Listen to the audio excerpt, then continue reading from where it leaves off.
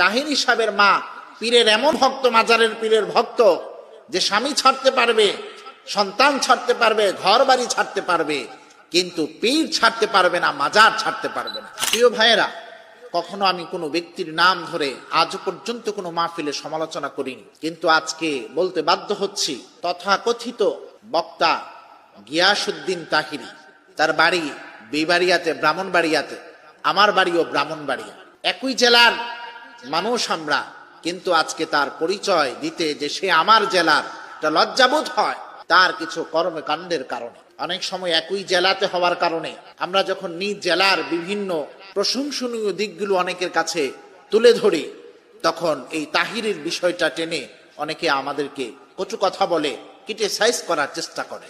তিনি নিজেই বলেছেন তিনি কোনো হাফেজও না, কারিও না। যাই হোক, তিনি ইসলামী লেবাস লাগিয়ে পবিত্র মঞ্চ মাহফিলের মঞ্চে কথা বলছেন।